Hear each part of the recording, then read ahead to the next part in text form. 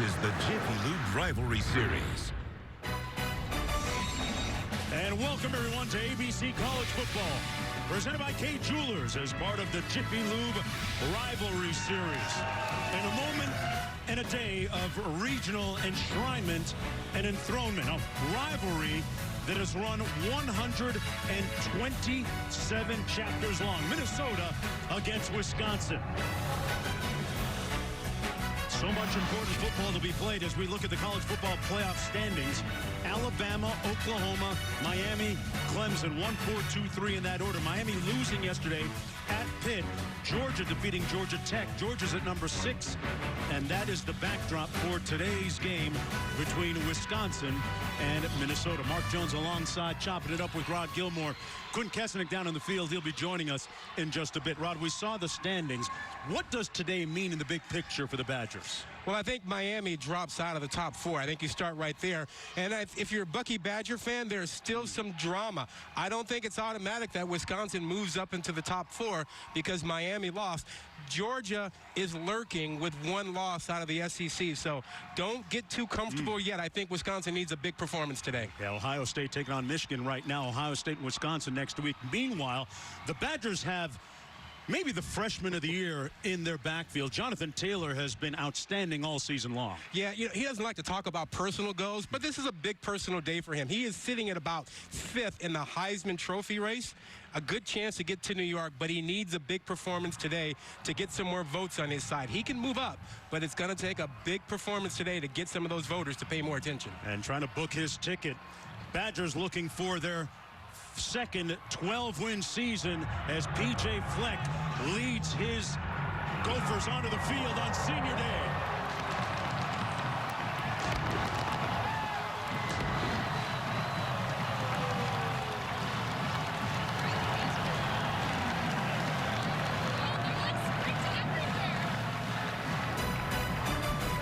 Meanwhile, the symbol of victory, the object of their affections today and their intentions right there. The Badgers taking it off the bus.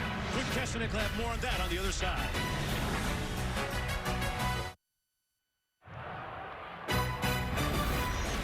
You're watching the Big Ten on ABC on an irradiant afternoon here in Minneapolis on the banks of the Mississippi River as we take a look at this historic rivalry matchup brought to you by Wendy's. It's the longest-running FBS rivalry in college football. Deadlock, believe it or not, going into this 127th chapter, 59 wins apiece. And Quinn Kessenich has more down on the field.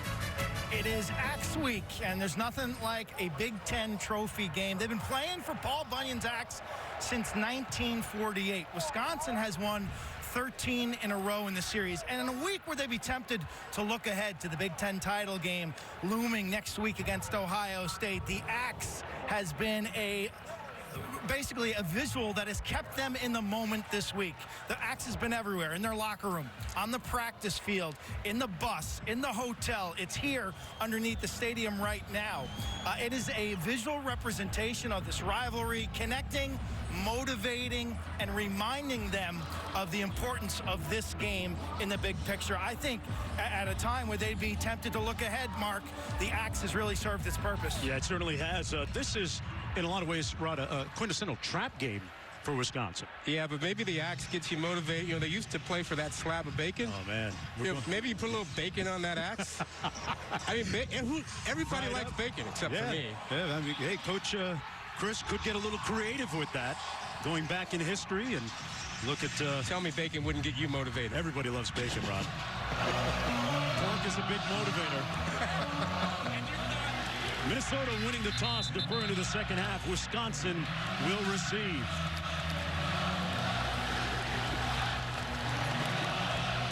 Gophers looking for bowl eligibility with their 6th win of the season potentially here today against the Badgers. Trying to end that rather odious, bilious losing streak, running 13 consecutive games against Wisconsin.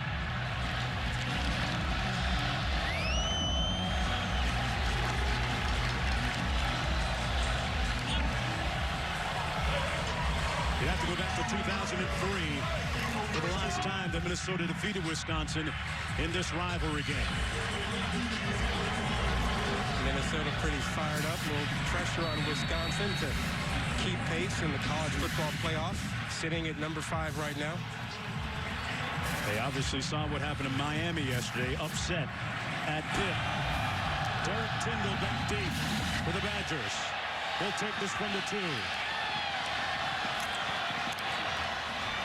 And Tindall makes it out to the 25-yard line, where it'll be first down and 10 for the Badgers. And that's where Alex Hornibrook will take over, completing 63% of his passes on the season. When he is very good, he's good. When he's bad, he can be very bad. Well, he is polarizing among the Wisconsin fans because of what you just said. He has 13 picks on the season. That's the bad part. But he's also a 63% passer. And I think he had his best game of the season last week against Michigan. He threw 3 passes that were absolutely beautiful darts, but I thought, were the difference in the ballgame. Those 6,000 calories that he consumed per day was during the offseason to get his body ready for the rigors of the season, as Jonathan Taylor, the true freshman, gets the first down in the first carry of the game. 6,000 calories. That's kind of like what you knocked out on Thursday? That's an average media guy's daily intake, Rod. Okay? Can you imagine meals like that every day all summer like he did? 6,000 calories? He was trying to get up to, what, 220, 225 pounds? Yeah, it really underscores the work that he put in during the offseason right after their bowl game last year when they defeated Western Michigan. Ironically coached by B.J. Fleck. Another carry by Jonathan Taylor. Taylor with a good gain. Brought down by Jonathan Celestine, one of those seniors for Minnesota. B.J. Fleck right there, the head coach in his first season. Spent 4 years at Western Michigan. Led them to an undefeated regular season last year before losing to these Badgers in their bowl game. 5-6. This has been a good first year for him, considering what he walked into when he got the job, and he was just given an extension on his contract after his first season. It was a good week in the Fleck household. 6-yard gain by Taylor on first down. Second down coming up, and nowhere to go here. Brought down by Steven Richardson. Yeah, and Richardson's going to have a really good game today. He is fighting inside among those big offensive linemen, that really, really top-notch offensive line, to the extent that he can penetrate, and they have a chance. And you saw the first 2 running plays, no penetration at all. And this one, Richardson makes the move, gets into the backfield. Third down and 5. Wisconsin, one of the more efficient teams in the country. You see the stat there on third down. Right at 50%. Empty formation, 5 receivers.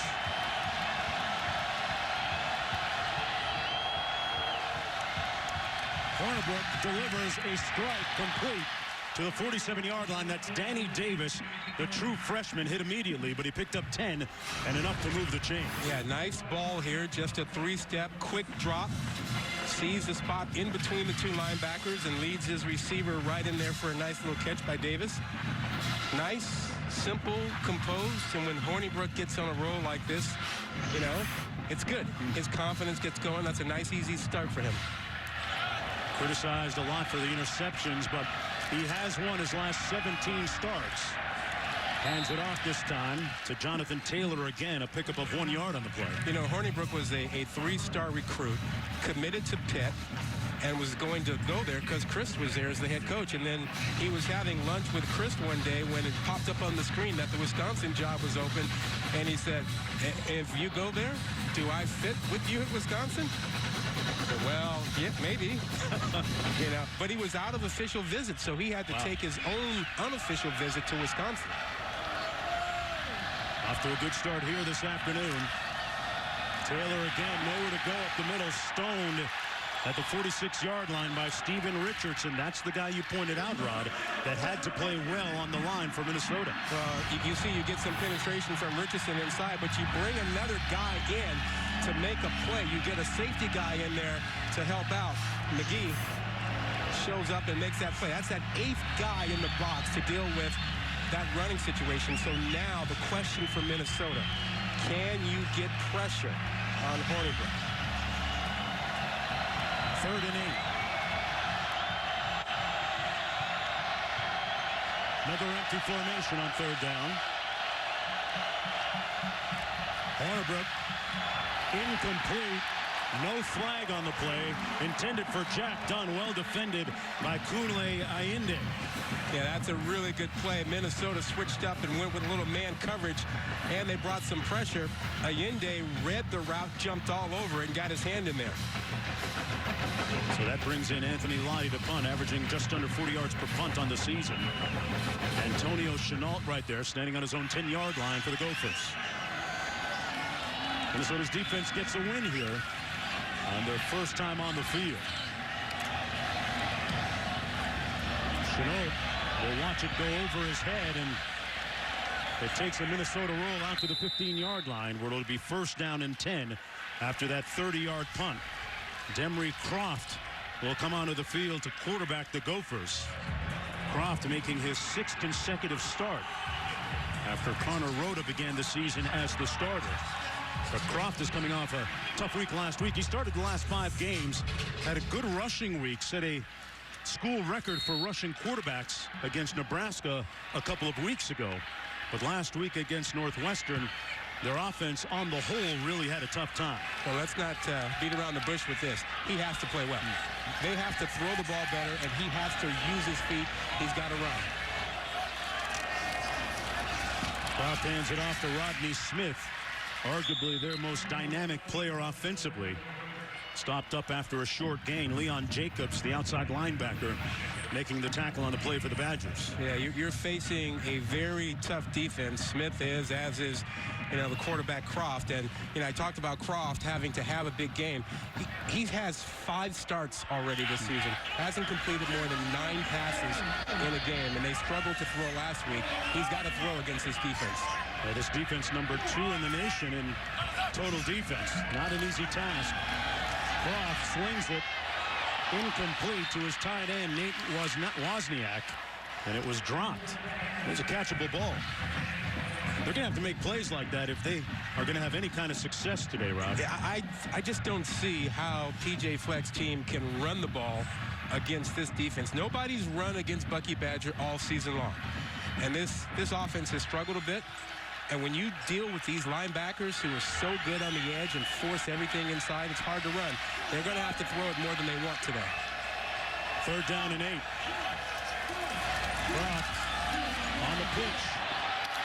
And nowhere to go for Rodney Smith. Stopped up about 2 yards shy of that first down. The tackle made by Jamerson and Leon Jacobs.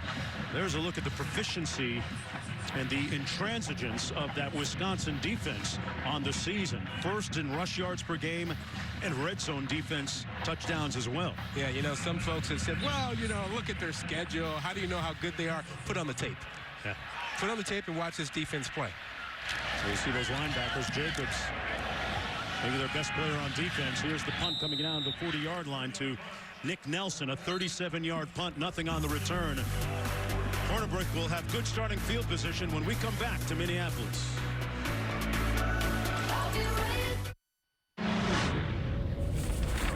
I'm a believer in Wisconsin. They dominated Michigan. So to me, Wisconsin sent a message to the committee. I think Wisconsin's for real. They can beat Ohio State in the Big Ten championship game and pave their way. I only see this conference surviving and getting in the postseason if Wisconsin is able to win out.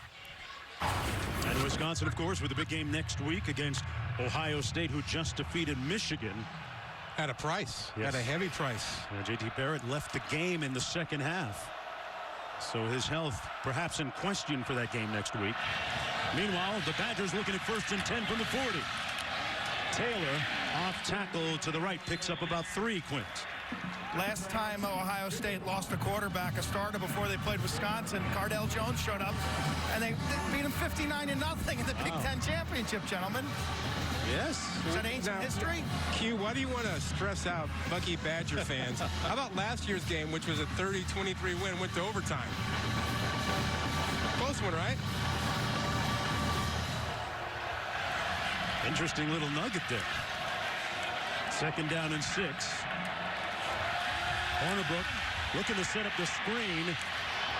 Finds his receiver, Ramish, the fullback, and Ramish is going to be stopped up about 3 yards short of that first down. 3rd and short coming up.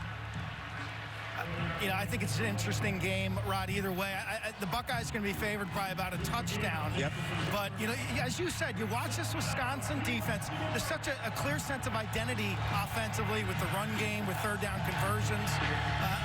I don't think there's a team in the country that understands themselves as strongly as Wisconsin does. Yeah, and I'll give you what I think is really the key in that matchup for next week. All right, 3rd down and 2. A bootleg action. Hornibrook into traffic, almost intercepted, incomplete, and a big hit by Duke McGee, jarring that ball loose from Kendrick Pryor. Yeah, McGee sitting in a zone, and if there's a place where Hornibrook struggles, it's picking up zone coverage at times. He doesn't recognize that he's got a safety sitting back there driving on this, throws a good ball, but this is into a crowd of 3 guys. And remember, he's got 13 picks on the season. That one should have been caught by Pryor, but it wasn't. Antonio Chenault back at his own 10-yard line. Anthony Lottie punting for the Badgers at his own 35. A high spiral. Chenault calls for the fair catch. Was impeded by a Badger defender on special teams. Thus the flag thrown at the 26-yard line. How about the energy and the spirit from the Gophers already? Now, P.J. Fleck certainly setting the tone for his Gophers today. One of the more enthusiastic head coaches, very outspoken and rowing the boat, which is the mantra for the Gophers. Going to follow up about that matchup with Ohio State. Kick catching interference on the kicking team, number 25. 15-yard penalty, automatic first down.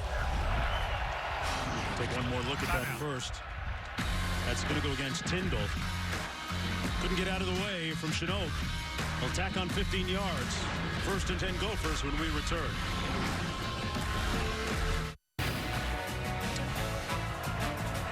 P.J. Fleck and his mantra, row the boat.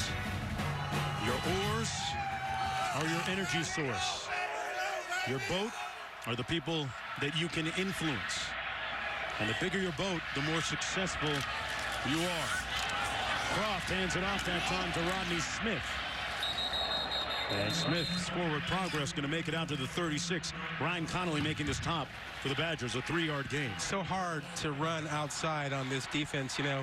The most they've given up this season in rush yards, 143 yards. Wow. You saw that last play where you really had Dooley, number 5, crashing down inside from his outside linebacker spot. Instantly replaced on the perimeter. Instantly replaced. They couldn't get outside. Garrett Dooley leads the team with 7.5 sacks this year.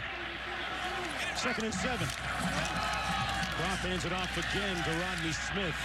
Tough sledding off tackle there, brought down by T.J. Edwards, a finalist for the Butkus Award, a 1-yard gain on the play. Well, and again, you can't get to the edge. These outside linebackers go at 250, 260 pounds, or close enough to that, and they can drop off and play in coverage. So the problem becomes, how do you get to the edge?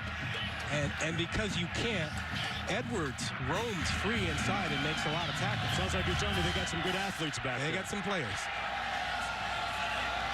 3rd and 6. Croft going to try and pass. Takes off and got drilled at the 37-yard line short. Detrell Jamerson, a flag down on the play as well. And boy, Croft took a lick and got up. Holding, offense, number 76. Penalties decline, 4th down. Well, Jamerson is 6 feet, 200 pounds, and he is a solid tackler. Watch him show up here. Now, you saw that helmets collided, but that was initiated by Croft, the quarterback. You've got Jamerson in a good position, down low, trying to get low, and the quarterback, instead of sliding, goes into him. Nick Nelson, who was a special teams player of the week in the Big Ten, back to this punt.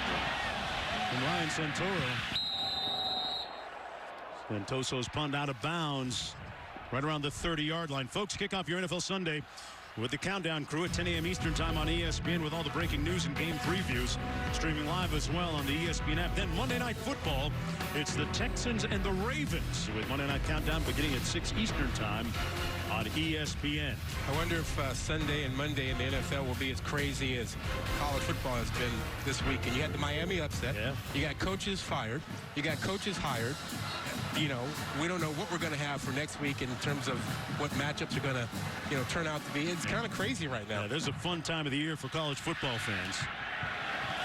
Congrats to our buddy Chip Kelly taking the UCLA job. Heading out to Westwood. Hornibrook completes the pass to Kendrick Pryor, and Pryor fighting for that first down. Pryor is a guy that has really come on in the last several weeks. You're right. The criticism of the Wisconsin offense has been, where's the passing game? As you look at Croft again being checked out on the sideline. When they lost Quintez Cephas, they took a real drop-off at the wide receiver spot. A lot of young guys.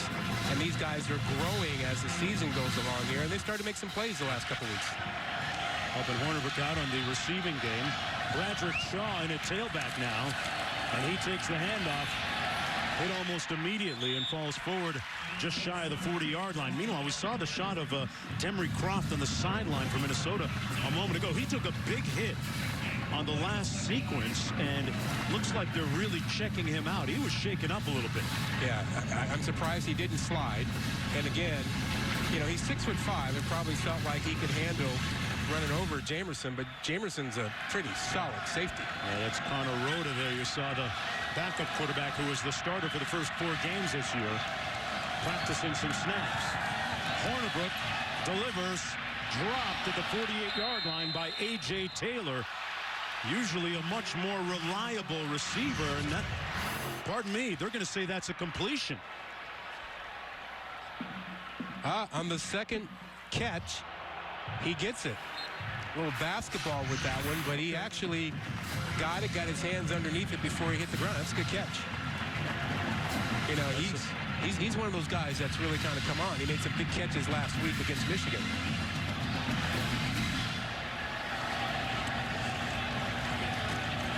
On the carry, this is Ibrahim with his first touch of the ball game, picks up a couple of yards.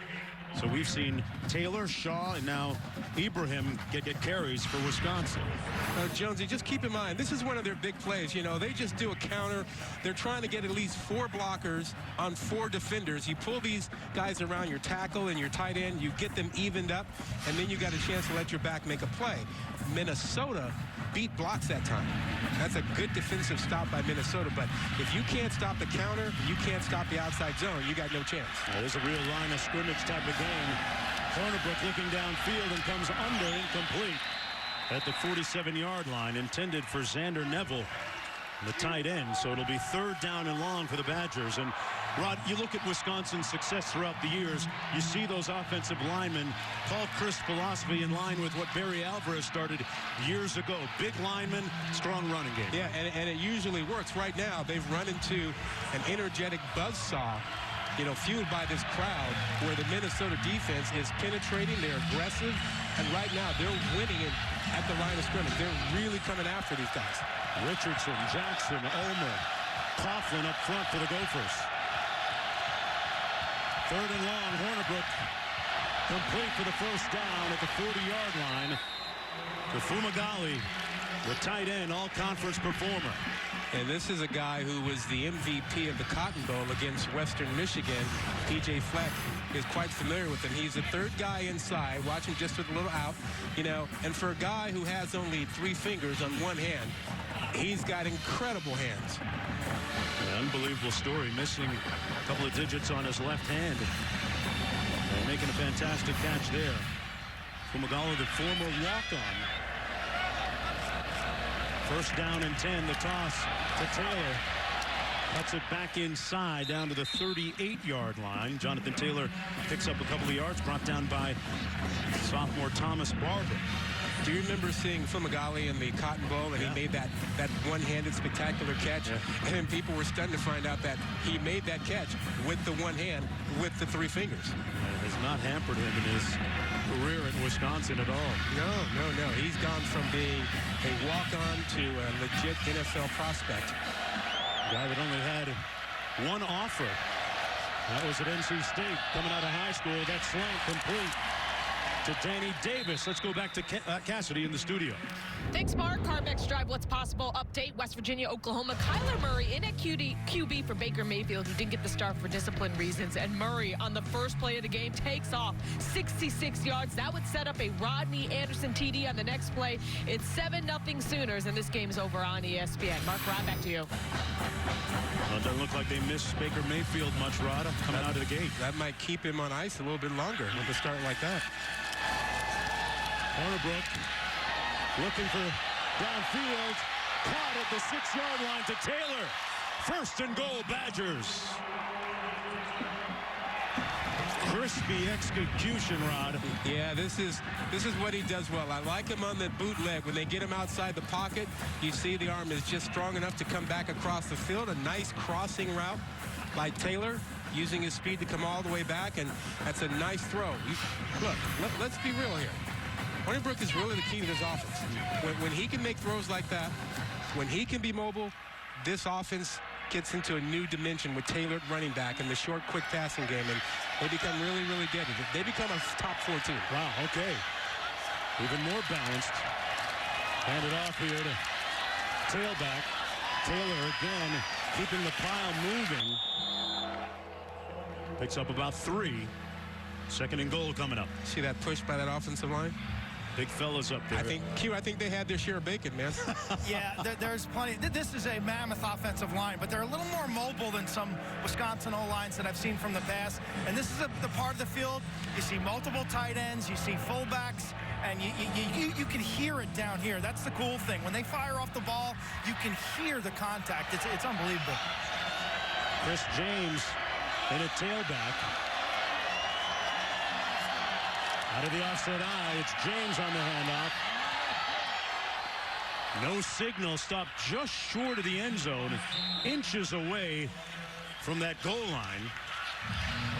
Yeah, you know, they get those numbers on you when they pull from the backside. They'll bring Fumagalli, they'll bring their right guard, Ben Shaw. Both those guys get in over there, and now they have numbers. They outnumber you blocking and make sure they get a hat on a hat, and then they let their back run behind it. And those linemen are athletic enough and big enough to cause a problem for you down there. Here's one more look at the play, Rod. You talk about those offensive linemen, 328, 336, 316, 317, 315. That's where the bacon is. Back after this. You're watching ABC College Football presented by Kay Jewelers as part of the Jiffy Lube Rivalry Series. And you're looking at Xander Neville, the 2nd-string tight end for the Badgers. It's shaken up on that last play. Helped off to the sidelines during the commercial break. 12th play of the drive, Jonesy, after 2 possessions in which Wisconsin didn't move the ball. Chris James. Play fake. Touchdown Badgers, Fumagalli.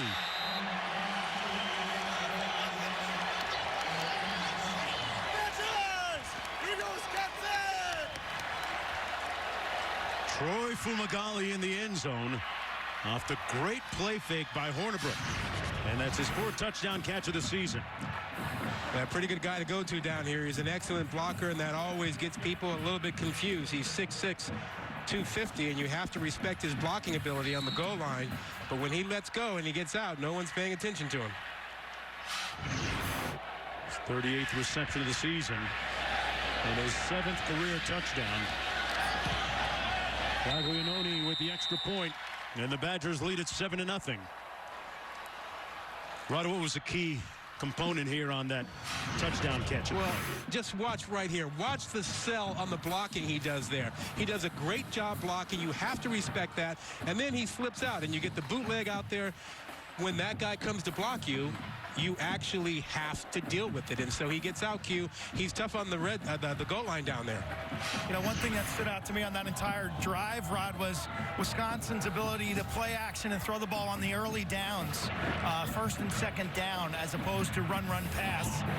And I think that caught Minnesota off guard early in that drive. But, you know, from a tight end and fullback standpoint, this is the premier program in the country. I mean, they have the #2 rated fullback in the country in Ramish, and they've got a top 5 tight end in Fumagalli, and you see those guys show up in the red zone time after time. Yeah, well, when you see the quick game, the quick passing game, 3-step working, and you see the naked boot where you get Point Brook outside, this offense starts to really flow. Here's the kick. Smith returning for the Gophers. Rodney Smith, one of the leaders of this team. Got an alley.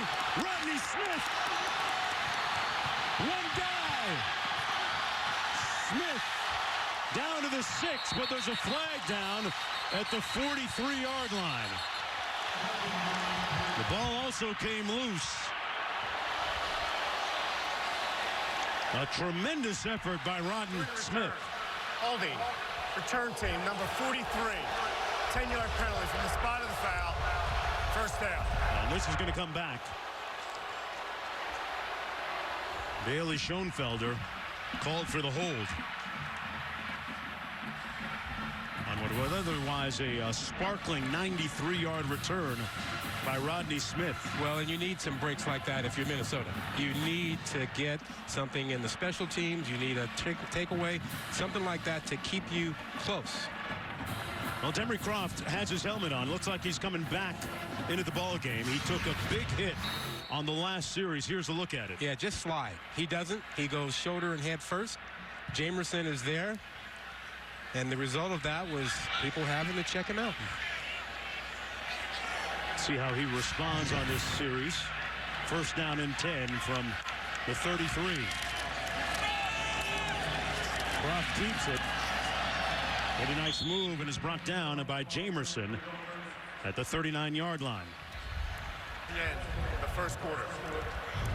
That's going to be the end of the first 15 minutes of play here in the 127th chapter of the battle for Paul Bunyan's axe. The Gophers looking for their 14th consecutive win against their border rivals. Back after this, stay tuned for more from Minneapolis after word from these ABC stations. Want to clear something up? It's the Badgers looking for their 14th consecutive win against their border rivals. Mark Jones alongside Rod Gilmore on a chilly day here in Minneapolis. First down, second and 5 for the Gophers coming up. McCrary in the backfield beside Demery Croft.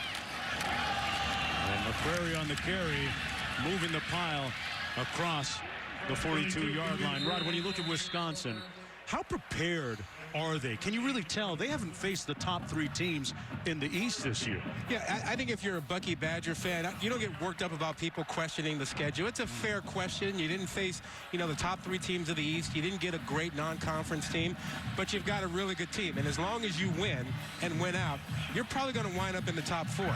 And the real question every week is really how good is the quarterback play? And it's looking pretty good right now. So I wouldn't be that sensitive about the schedule if I were a Bucky Badger fan. It's like, win your games. They can handle their business, and McCrary got stopped cold on 3rd and 1. Let's go to Cassidy in the studio.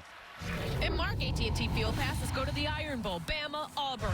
Kerryon Johnson here. Check this out. With the jump pass to Nate Craig Myers. A nifty way to end a 12-play, 95-yard drive. Auburn strikes first. They're up 7-0. Mark, Rob, back to you. They threw the Tim Tebow on him. Yeah. Haven't seen that one in a while. Nick Nelson back at his own 20-yard line. The special teams player of the week in the Big Ten. Had a punt return for a touchdown last week. And watches the one bounce harmlessly and rolls down to the 23-yard line. First down and 10 for Hornibrook and the Badger offense after the 36-yard punt. They lead 7-0 when we come back to Minneapolis.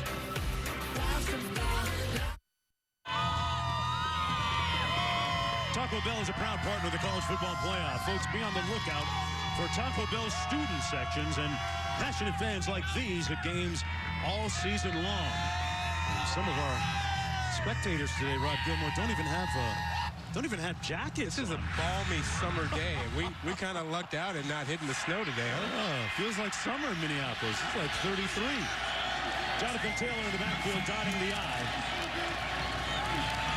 And a little lead play out to the 25-yard line. Blake Cashman making the tackle on the play. Jonathan Taylor, a real interesting story for the Badgers. They didn't expect that he would be as successful as he was. They didn't offer him a scholarship until his senior year. Wasn't fast enough, they thought, huh? Yeah, and then they went and watched him at a track meet, Rod, and he ran a 10.64, won the New Jersey State High School Championship. But it wasn't so much his speed, it was the way that he went about his business. And the running back coach, Coach Settle, was impressed enough to get back to the staff and say, we need to offer this kid. Hornibrook delivers it to Danny Davis. Here's what it looked like in high school. Jonathan Taylor, tell me about his speed here, Rod. What do you make of it? Well, I guess 6'4". Yeah, given where he was, he's going to be in the middle of the field, and see ya. See ya. Now, you can just wipe out the New Jersey guys. You got to take him down and run him against the guys in Florida and California and Texas, right? Yeah. 10.64 is pretty fast. Either way you slice it. Look, he's got that burst and he's got confidence in it, but he also is a football player who runs through tackles. First down and 10. Hornibrook complete. Out to Danny Davis, the true freshman. Q? Rod, you hit that right on the head. I mean, he's given creases to run through, but when safeties and corners try to tackle him, he runs through arm tackles as well as any running back that we've seen all year. He's got a great stiff arm as well, and that straight line speed, it's almost deceptive because he does weigh about, almost 220, 215-ish. Yeah. He's faster than he looks, so to speak. He's a big back, and you just don't knock him off balance with arms. You gotta body him up. Right now they got Bradrick Shaw in the backfield, spelling Jonathan Taylor. Shaw running it into the boundary and picks up about 2 on the play. It's interesting when the coaches were talking to us, Joe Rudolph, the offensive coordinator for the Badgers, saying that Taylor gives Wisconsin more yards, Rod, at the second and third level than they had last year and even the year before that. Look, you want your running back to make a guy miss. When you block all but one guy, he's got to make that guy miss, and you want him to get you yards after contact. And he gives you both those things. Now, we talked about getting 4 blockers on the side, a hat on a hat, and then making him beat a guy. We'll see. Here, third one. He's got to beat a guy probably. Little reverse handoff to Ramos, the fullback. Still in bounds. Ramos all the way down to the 15-yard line. Great misdirection and a good block by Kyle Peniston to set Ramos free. Yeah, the guy you forget about because he's a fullback, and not every team has a fullback. And they just come back with a little misdirection, and they feed him, and he shows a little bit of speed getting to the outside. But, again, it's the pounding straight ahead and then coming back with a little misdirection. He does stay in bounds there. When was the last time we saw a fullback? A couple years ago. Well, it's got to be Wisconsin, right? Michigan, Stanford, Florida State. It's a short list right now. Bradrick Shaw in the backfield. He gets the carry. And picks up about 2. Duke McGee making the tackle on the play. We got a player down on the sidelines, and it looks like that's Shaw. Yeah, that's Shaw, and that was McGee you mentioned with the hit, and McGee's been having a day so far. He's been involved in some of the bigger hits already. Duke McGee, the safety right there. Yeah, that's a good tackle. See the way he wraps up with that? A lot of guys come in just shoulder first. He comes in, wraps up, and then there's a little help at the bottom there as well. But McGee having a heck of a game so far. Duke McGee, one of those 16 Gophers seniors playing their final home game. We'll check in on Shaw on the other side of this. PJ Fleck and his football family involved in a local turkey drive and giving out turkeys during Thanksgiving. Rod, I'm glad we came out of our turkey-induced comas to get ready for this game and get here to Minneapolis. Did you? I did notice you brought a turkey sandwich with you from home. Leftovers, baby. The best.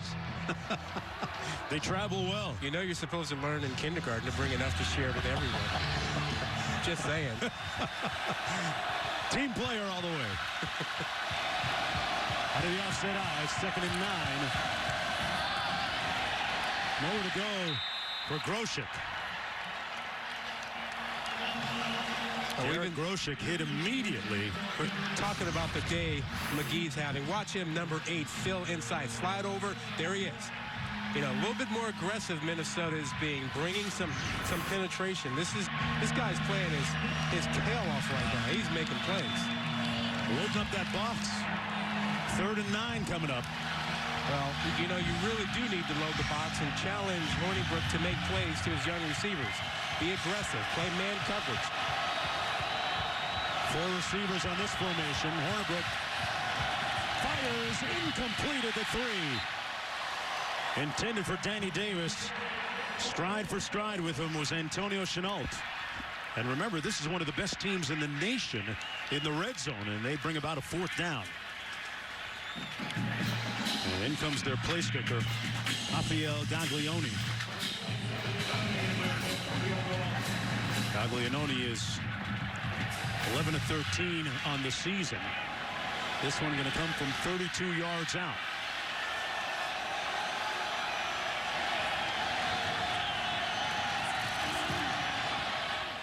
And he knocks it through to make it 10-0 for the Badgers. Looking for their 14th straight win against the Gophers in the battle for Paul Bunyan's axe. Folks, Allstate is proud to be part of the team that comes together to do good by contributing to participating universities' general scholarship funds for each field goal and extra point kicked. To date, Allstate has contributed millions in scholarship funds. Back here at Minneapolis, Mark Jones, Rod Gilmore, Quinn Kesnick down to the field. You know, rumor has it, Rod, that, and history and folklore says that Paul Bunyan swung his mighty axe and created the Mississippi River. 18 feet tall. Yeah. I would imagine he could, huh? He was a 5-star recruit. Well, coming up later on ESPN, 3rd-ranked Clemson squaring off against South Carolina in Columbia. The Tigers looking to avoid the upset and keep their college football playoff hopes alive as they look to repeat as national champs. You can also see it live on the ESPN app. What an atmosphere Joe Tessitore, Todd Blackledge, Holly Rowe will have tonight in that game. That place is going to be rocking. A lot on the line. Clemson trying to avoid what happened to Miami. They'll play Miami in the ACC championship game. And that's Paul Jackson down in the field for Wisconsin. Another Badger player shaken up a moment ago. We saw Bradrick Shaw taken into the locker room for Wisconsin as well. You know, we've talked about kickoffs and how, you know, kickoff is the most exciting play in college football, but it's the most dangerous play also. You get a lot of injuries. You got guys lined up, you know, 50, 60 yards away from each other, sprinting full speed. Things happen. Yeah, 23% of the injuries actually happen on that play. 1st down and 10. Demery Croft trying to find some semblance of offense for the Gophers today. They've had a bunch of 3 and outs. 1st and 10 from the 25. Croft on the option, pitches it to Smith, and they string it out and bring him down for a loss. Let's go to Cassidy in the studio. Thanks, Mark, and let's go back to Norman. Baker Mayfield entered the game for the Sooners on their 2nd series, and on his 4th play finds CeeDee Lamb for the 8-yard score. The Sooners are up 14-3 after one over on ESPN. Mark, Rob, back to you. Well, Oklahoma lurking outside the top 4 there, Rod. I think Oklahoma is in a good spot, yeah. And as long as they take care of business, they look like a lock to be in the top 4. That game coming up against TCU. Handling it against West Virginia today. Oklahoma at number 4. 2nd and 12. Croft downfield, dropped at the 40-yard line. Intended for Philip Howard. Well defended by Tyndall. Yeah, they have struggled at the wide receiver spot. Good effort here. He's in a good spot. Just drops it. You know, they're down a couple guys. Q, what do you got? Yeah, drops and lack of separation have been an issue, especially in the 2nd half of the season. Tyler Johnson, their best receiver, went out with a wrist injury. You've seen a lot of youngsters on the outside. From watching practice yesterday, I like their tight ends the best, Rod. I like Lingen and Wozniak, 80 and 86. Well, Wozniak is 6'10". He's always open. You got to get him involved, don't you? He's on the bench right now, unfortunately. Lingen. Get him off the bench. Get him in the game. Give him an opportunity. They're going to run the option here. Croft tucks it under, and they run him out of bounds. A gain of 1 on the play, and that's going to be the 4th 3 and out for the Gophers offensively. Yeah, they have nothing going. We talked about it. It's hard to run against this defense. They switched it up this series, a little bit more option stuff, but you're going to have to throw. And you got to throw in early downs. You got to use your quick game. They have this jet sweep that we haven't seen yet today. I think they got to get that involved, but just running against these guys is not going to get it done. It's not going to work. This is a great defense. Ryan Santoso punting to Nick Nelson. Fields it at the 30. Made one guy miss. Nelson brought down at the 43-yard line. A return of about 10 yards on the 57-yard punt. Now for today's Aflac trivia question. Aflac! Alex Hornibrook has won 17 consecutive starts. Who's the last Power 5 quarterback with a longer winning streak? Huh. That's a good question. I'll chew on that for a while.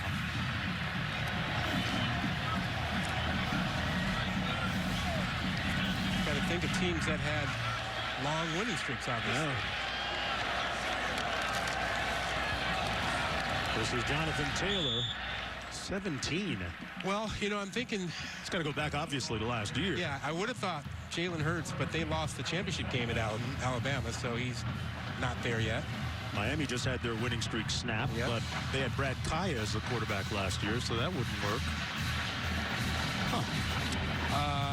Maybe, no, not even Watson at Clemson. I'm stumped right now. Yeah, the wood's burning up top here on my dome. Taylor. 4-yard gain on the play. Jameis Winston. Hornibrook had won 17 straight. Okay, Jameis Winston, Florida State. 26 straight.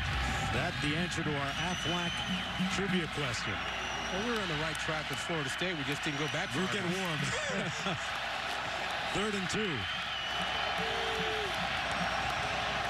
Taylor with 11 rushes so far. Total of 39 yards. They line up out of the eye. Ramish leading the way for Taylor. And he comes up short. The ball came loose. He put it on the ground. Jonathan Taylor had some issues this year fumbling the football. It was a big hit by Thomas Barber. Yeah, Barber from the Barber family. You've heard that name associated with Minnesota Gopher football for years. And the Gophers have it. A big hit.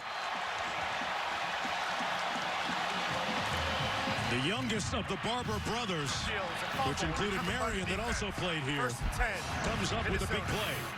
This is just textbook. Watch him fill the gap there. Lower, wrap, knock the ball out. Kamal Martin, number 21, making the recovery for the Gophers. They get a big break right around midfield at the 49-yard line. 1st down and 10 coming back the other way.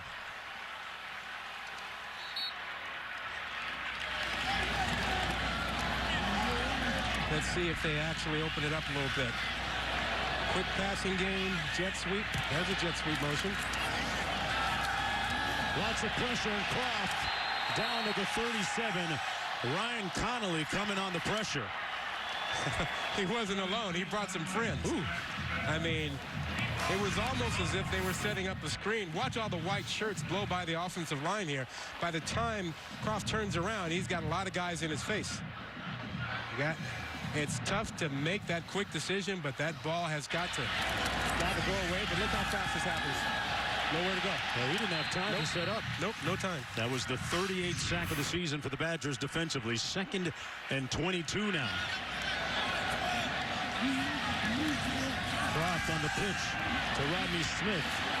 Brought down at about the 40, Quint. Yeah, Rod, that was a great example of what Kirk Shiraka, the offensive coordinator from Minnesota, told us yesterday. Says when you plug in the tape of this defense, count to 3 every time there's a pass. 1,001, 1,002, 1,003. Quarterback is either obliterated or he's got to get the ball out. This group rushes. They don't blitz much, but when they rush 4, they get there fast. 3 seconds. Yeah, they don't have to blitz, Q, because they are so effective. You know, with that 3-4 defense, they mix up who the 4th rusher is, and they just confuse you or overpower you. 2nd in the nation in total defense. 3rd and 20. Croft under duress and brought down at the 44-yard line by Leon Jacobs, one of their best athletes on defense. Well, we've been talking about this Wisconsin defense and, you know, what happens this coming week. Quint, what's your view? You think Georgia has a chance to jump them for the 4th spot? Or do you think it's a foregone conclusion that with a win, Wisconsin slides into number 4? Well, no, I think Georgia's got the better win over Notre Dame. But long term, if Wisconsin holds serve and wins today and next Saturday, they're in. On the punt, dribbles down harmlessly at the 21-yard line. Hornibrook ready to come back in after the 37-yard punt. More on the playoff on the other side of this. And welcome back, everyone, to Minneapolis as we take a look at this week's college football playoff rankings, brought to you by Capital One.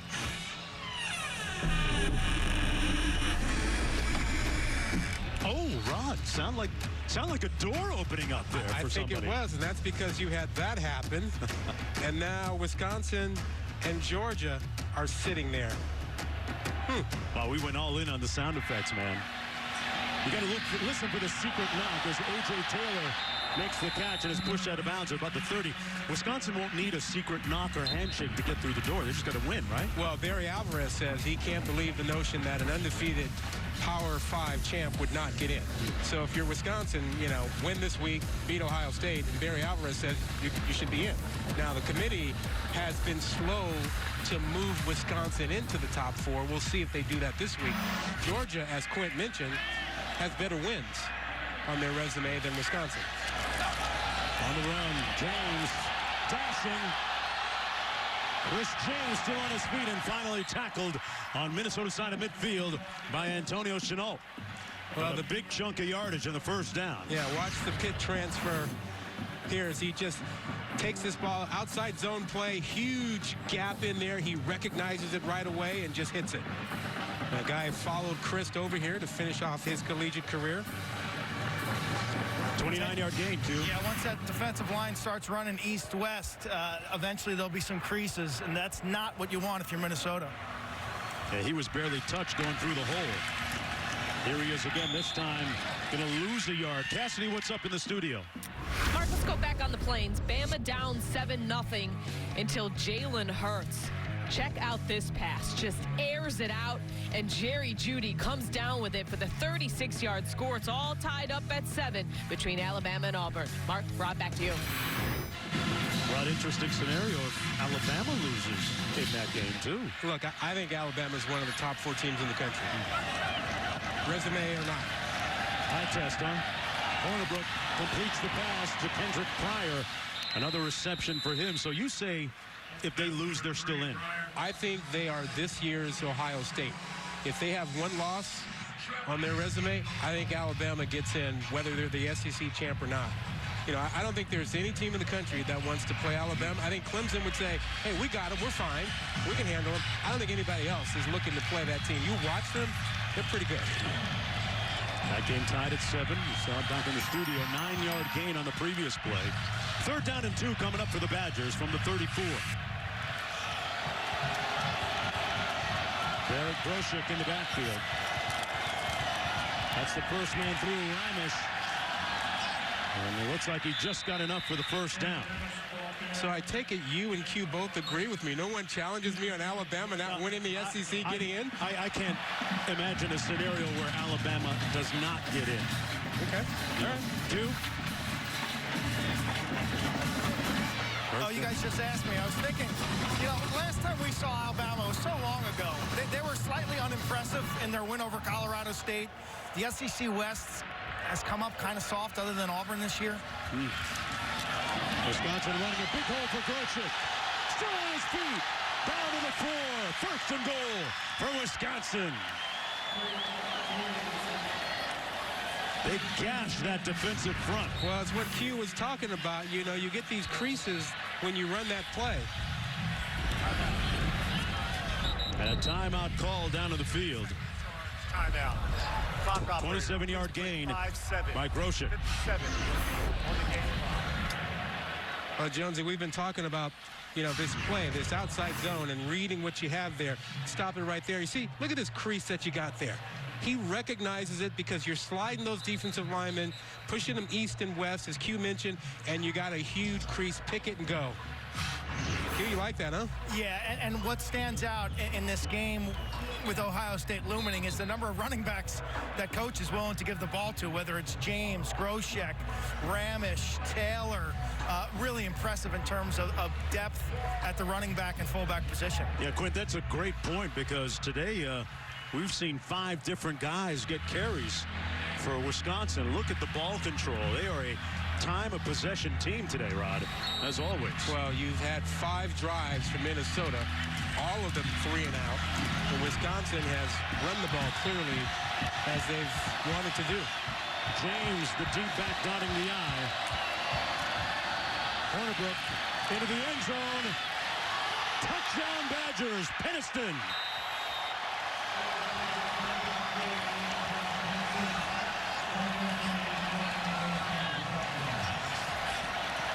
What a good throw. He knows he's got a 6'4" tight end at the back of the end zone. Put it up there where he can get it or it goes out of bounds. Hornibrook has been on point all afternoon. That time finding Kyle Peniston in the back of the end zone for the touchdown. Guglielmone in for the extra point, knocks it through. And the Badgers lead 17-0. What a day for Hornibrook. 13 of 17, Rod. 115 yards and a couple of touchdowns. You watch him the last couple of weeks, and you get the sense that he is really growing as a quarterback. And people pointed to the quarterback spot all season saying, hey, it's inconsistent, it's weak, you don't know if you're going to get picks or touchdowns. The way he's playing, he's starting to eliminate that so-called weakness, and he'll get a real test against Ohio State. In that game, I started to mention this earlier, J.T. Barrett was huge in last year's win over Wisconsin. If that gets neutralized by Hornibrook in that game, Wisconsin has a really good shot, favored or not, to beat Ohio State. It's going to be an intriguing matchup. Folks, stay tuned for the Capital One halftime report. Kevin Agandi, Mac Brown, Booger McFarland in the studio getting you caught up on all the scores and highlights on a busy day, a pivotal Saturday in college football as we wind down on rivalry week. Under a minute to go here. The Badgers have dominated the Gophers.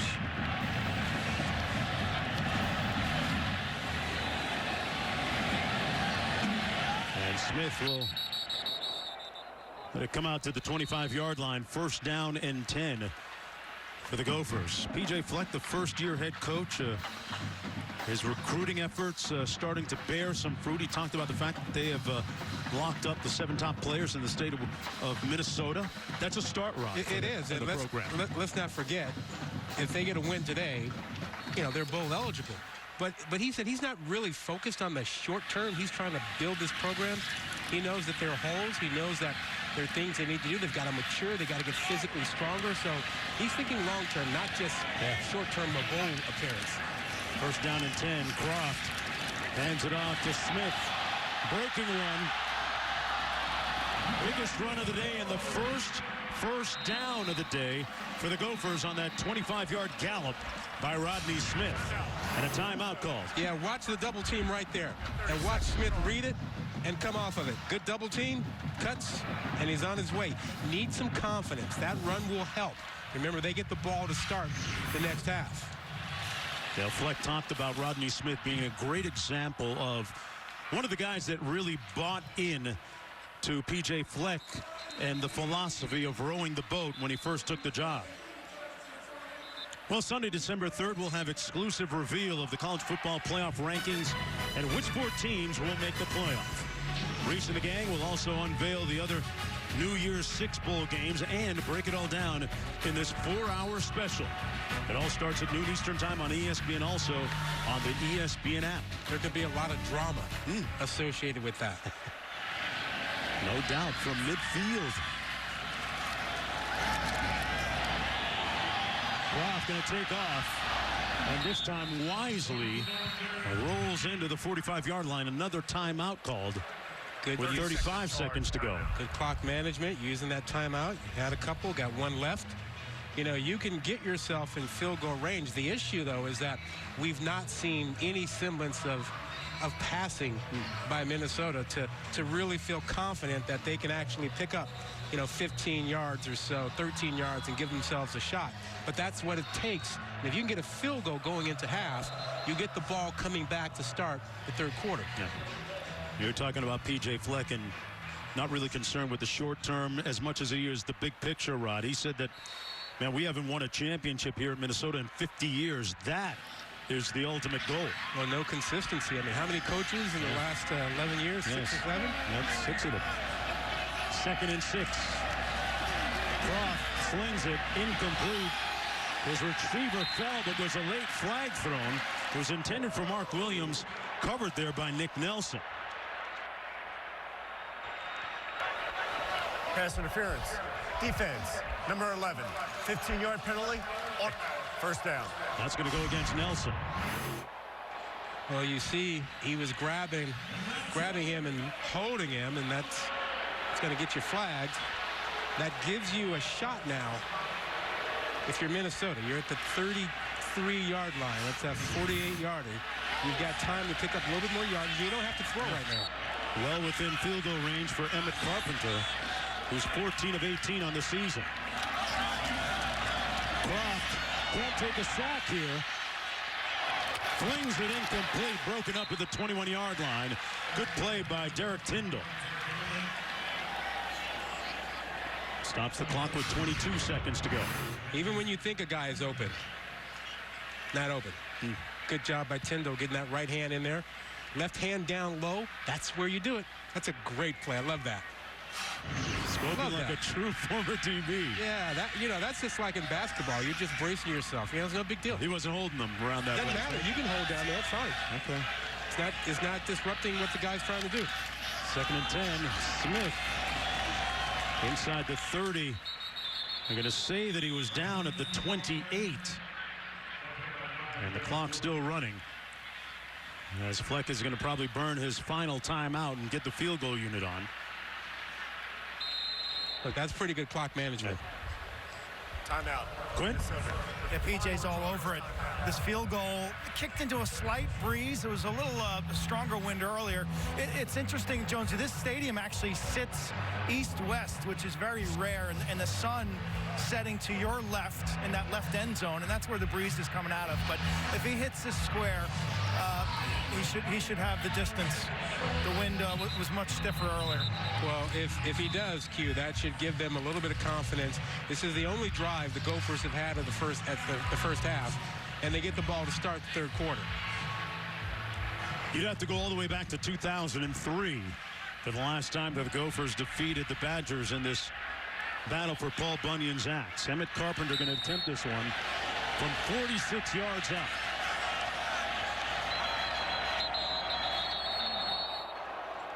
And now Wisconsin, on a cool afternoon, is going to try and put Carpenter on ice for a bit. So you're telling me that Minnesota players, current players, and then the last set of players, and then the set before that of players, have never touched the axe. That axe is a rumor to them right now.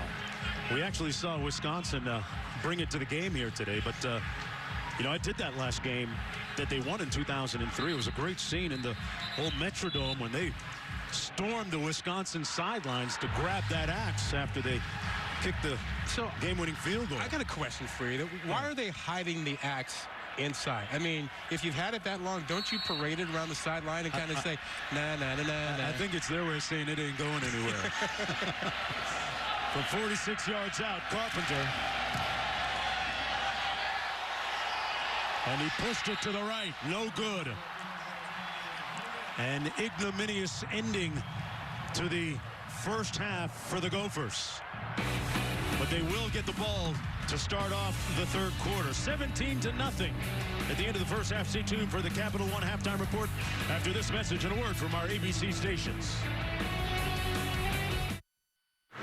You're watching the Jiffy Lube Rivalry Series.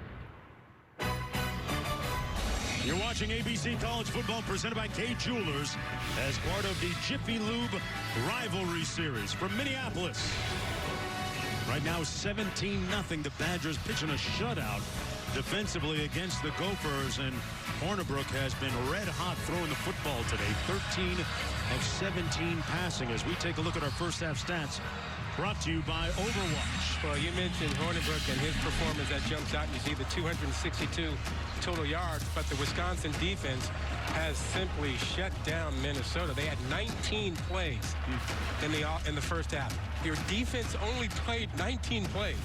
Wow. This is one of the more dominant defenses in the country, number 2 in total defense, as the Gophers will get the football to start the third quarter. As we take a look at our Pacific Life game summary. So we talked about your quarterback, Hornibrook, being the key to this offense for long-term success, and he was great in that first half. He completed 11 of his last 13, couple of nice touchdown passes to his tight ends. And then when you talk about a dominant defense, they really strung everything out, shut it down. 46 yards. 46 yards of offense, from Minnesota, and absolutely no passing attack at all. They've been completely shut down. Rod, Minnesota is snap a 13-game losing streak against Wisconsin. What do they need to get going? Where do they start offensively? Yeah. Well, I think they've got to be more aggressive, particularly on first down. I think they're going to have to throw the ball, quick passing game, and I think they need that jet sweep action that they used just once in the first half. They moved it towards the end of the first half. They give it to Rodney Smith. Croft keeps it himself as we go down to Quint. Inexperience at the wide receiver position is the biggest concern for P.J. Fleck. He's playing some guys who have less than 5 catches on the season. He said they really struggled with the press man coverage that Wisconsin's throwing their way. Look for, some pick routes and some rub routes on the outside. The other issue is to do those type of routes, he said, takes time, and they're struggling to protect as well. So it's a little 1-2 punch in terms of their offensive struggles. Yeah, Croft has been on the run a lot. Hasn't had much time to set up. 2nd and 6. Gives it to Rodney Smith. And Smith is going to set up a 3rd and 1 to go. Q, any sense that they might try and find a way to get Wozniak, the 6'10" tight end, get him more involved? He's been missing the first part of the game. Yeah, they threw that ball to him early where he dove for it and went off his hands, and since then he has not been targeted. I liked what I saw. I think he moves really well. Yep. Light on his feet. Blocking and pad level is more of an issue, but he's the guy who's an instant matchup issue defensively, and I'm not sure why they shouldn't throw the ball in his direction. Yeah, you saw the tallest skill player in college football at 6'10", and they're going to get the first down. The run by McCrary, but there's a flag down on the play on first down and 10. A flag on the far side of the field at the 34. But if it stands, it's their first third down conversion. Offside. Defense, number 32. Penalties decline. First down. Jonesy, this defense is so good, and you say, well, where's their weakness? And it's hard to pinpoint. But I think if you're going to attack them, I think you attack their linebackers. I think you attack them with your slot receivers. You attack them with your running backs. You spread them out. You make them play pass first and then pass run. Smith in motion.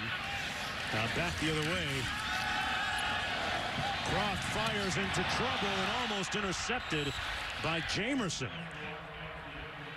A lot of formation on that play, Rod, but no result at the end. But this is something I think they should keep doing. That jet sweep action they used to create some confusion, and now they're trying to go to Wozniak, but when there are 3 guys around there, you can see the 3rd guy standing off to the left.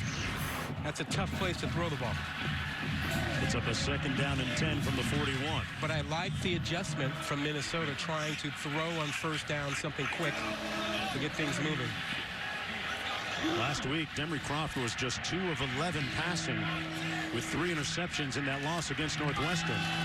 Trying to find some rhythm here. Wide open at the 46-yard line, complete to Rieger, and Rieger gets another go for first down. Will Rieger, the 6'3" junior, will move the chains for the Gophers. Yeah, he just kind of gets lost. He's off to the right of your screen. And then when you find Croft buying some time, he got good protection, Rieger just slips outside, and he finds him. Ball end with 33. That's the most time that Croft has had on a pass play, all afternoon. 26-yard gain, 1st and 10.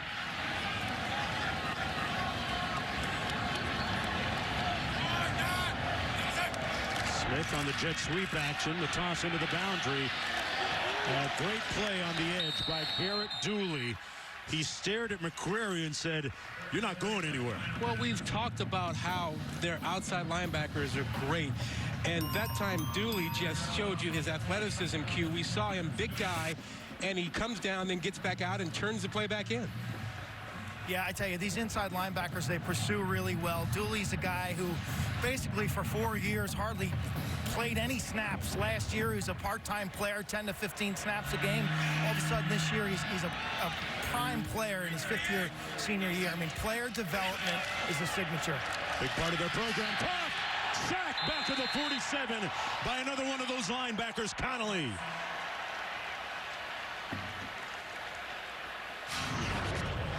You got to let the ball go. Yeah, Croft has time to feel this, to see this. Now, on time, get rid of it. It's a little bit late. Connolly gets in there, and you just don't have that much time against this defense. And that takes them out of field goal range. 3rd and 24 coming up for the Gophers. Missed their opening drive of the second half. A loss of 12 on that play.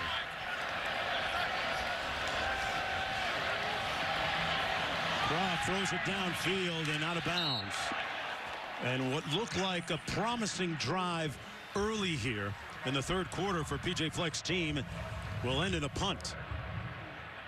But still very enthusiastic. Boy, you spend a couple of minutes around Fleck, and you can't help but feel some of his positive vibe just enveloping you. Well, he was the right man for this job to change the culture. I mean, there was so much going on when he came here.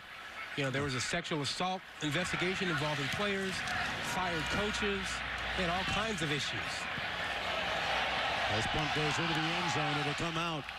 1st down and 10, but PJ Fleck keeps saying, row the boat. You want a change agent? He's going to keep rowing that boat. His guys are still alive, not dead yet.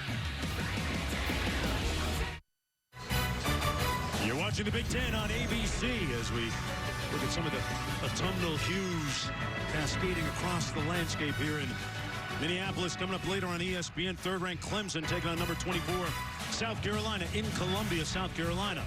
Tigers looking to avoid the upset and keep their college football playoff hopes alive as they look to repeat as national champs. You can also see it on the ESPN app. We'll get back to the hotel, Rod, and well, some of us will. Hey, I'll be working the app on my way to the airport, pal. Role reversal for us. Yes. Jonathan Taylor in the backfield. Largely bottled up in the first half. Picks up about 4 there. Brought down by Celestine. Well, you mentioned it. Not a lot of yards today for Taylor. And, to get that invitation to New York for the Heisman ceremony, he needs a big game today.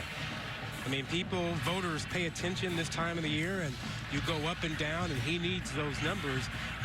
Before that rush, he was outrushed by other guys on his team. That he now is 13 for 45 yards, and that's not going to get him the votes that he needs to get to New York. 2nd and 6. Picks up the 1st down here, getting into space. Keeps those legs moving and out near midfield at the 48. So after a run like that, maybe he gets off the standby list and onto the flight. He's got the reservation. It's not confirmed. And he doesn't have a ticket, but he's helping himself a lot here. You see the patience that he runs with.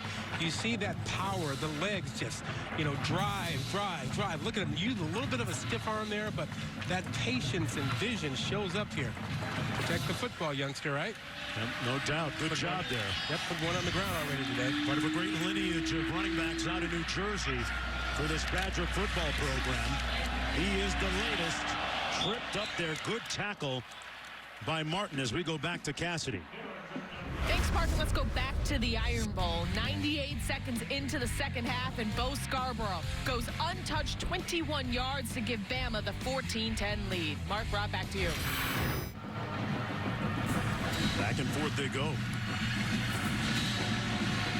A lot lot of people thinking that if Alabama loses to Auburn, they shouldn't be in the college football playoff. Yeah, and Wisconsin fans should be rooting for Alabama to eliminate Auburn from the mix. That would be an interesting scenario. Chris Jones tripped up and picks up another Wisconsin first down. Why should they be rooting for the worst Auburn? case scenario for Wisconsin is to have Auburn win the SEC with 2 losses and then have Alabama get in with 1 loss. That leaves only 2 spots. And you're fighting your ACC champ. Clemson or Miami. Yep. You're fighting Oklahoma, likely, out of the Big 12. And that's a challenge. You know, personally, I think if they go undefeated, I think they're in. But there are a lot of people, and some may be on the committee, who may not feel that way. That's lining up out of the eye. Hornibrook looking to pass. Got hit as he let it go. Caught at the 11 by Pryor. What a play by Hornibrook. Took a hit here. How about on both ends? He stands in there, takes this shot from Barber, but how about the adjustment from Pryor at the end here? You talk about these young receivers growing up for Wisconsin. Pryor, Taylor, Davis, all of them, Q, are starting to make plays for this offense. Yeah, Pryor is becoming a big play guy. I tell you, he did a double move, smoked his man, and he was wide open, but then the adjustment, almost like a center fielder, having to react to that throw to the outside. Well, Pryor was slowed by an accident. He had a mishap on his scooter. Here's Taylor getting on his scooter. Brought down by Huff, shy of the 5. Yeah, Pryor was in a scooter accident prior to school and missed the early part of camp. Yeah, he hit his face on the road and lost a couple teeth. You see that double move, stutter step, gets him free, and then the beautiful adjustment and keeping the feet in bounds. A moped accident. If I'm a coach, I don't let my players near those things. Or skateboards. You see them on skateboards now, too, right? I'm with you. It's a problem. But, you know, kids got to have fun, right? Yeah, kids are going to kid. Under 7 minutes to go in the 3rd. Impressive drive by the Badgers here. This is Taylor again. A gain of 1 on the play. You know, as an 8th grader, Jonathan Taylor, growing up in New Jersey, in Salem, New Jersey, not only talked, but wrote a long essay in school, handed it into his teacher about going to Wisconsin and playing collegiate football. Wanted to be the next great Ron Dayne. Yeah. You know, and he and Ron Dayne text and stay in touch, and Dayne calls him Little Jersey, I guess it is, because obviously Ron Dayne is Big Jersey. Yeah. 3rd down and 4. Heisman Trophy winner. Him and Corey Clement out of Jersey. Pass, touchdown, Davis. Danny Davis knows what time it is.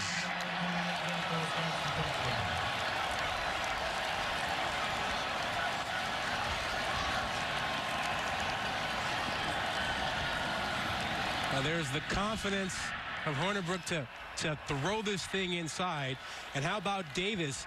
Although he is wrapped up, he fights through the contact to make the catch. And again, we've seen these receivers for Wisconsin really kind of grow up. And we've seen their quarterback play well for a couple of weeks in a row now.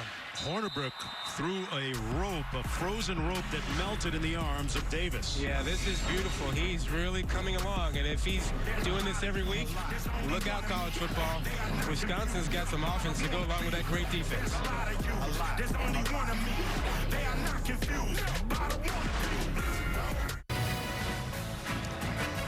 Well, yesterday was Black Friday, the day after Thanksgiving, but the day after Halloween, that scene is what goes down inside PJ Fleck's residence. He puts up his Christmas decorations the day after Halloween because he loves Christmas so much. That didn't look like a home. That looked like a show place, a museum or something. It was immaculate, wasn't it? He's got 4 kids. How do you keep a house like that clean and looking like that with 4 kids? I'll tell you the problem is the kick will go out the back of the end zone is how do you hide Christmas presents from 4 kids for that long? That's a lot of snooping going on, Rob. Wow.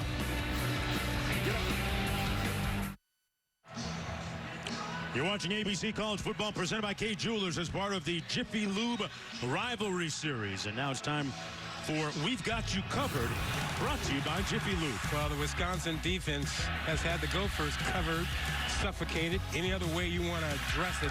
They've shut them down. 74 yards of total offense for Minnesota on 27 offensive plays. Wow. This defense has just shut them down completely. First and 10 Gophers from the 25. 6:06 to play in the third quarter. Croft hands it off to Rodney Smith, who came into the game just shy of 900 yards rushing on the season. Smith also their second leading receiver coming into the ball game. You know, P.J. Fleck will look back in a couple years at his first year and say that guy, Rodney Smith, was really critical to getting the row the boat culture in here, getting complete buy-in, changing what was here, being positive, and going through the things that he wants to turn this program into. He's a really good player, too. Second down and 8.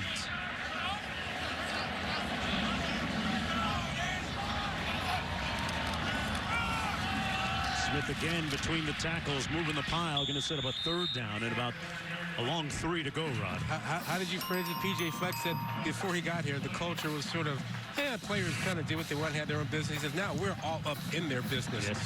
Yes, everything, right down to how they manage their personal relationships. Yeah, what's going on with the girlfriend and whatnot. He said, Rodney says, yeah, well, I'm completely well-versed on his relationship.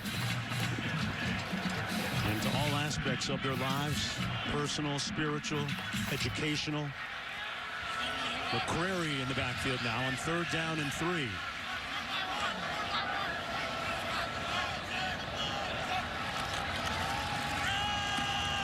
McCrary got the handoff, but didn't get enough for the first down. It's going to be fourth down and about 1 with 4.5 minutes to go. Yeah, Connolly sitting right there in the middle, unblocked. Look, if you don't hunt the linebackers at Wisconsin, you don't get a lineman out there on them, and guys like Connolly are running free, they're not going to miss a tackle inside. Yeah, Connolly has made a lot of tackles. He led them in stops coming into the game, and that guy number there, Hornibrook, has been nearly perfect this afternoon. 4th and 1. The offense on the field. Minnesota 9 of 12 on fourth down conversions this year. Yeah, desperation time. Thinking about taking a chance here. Will they actually take the chance?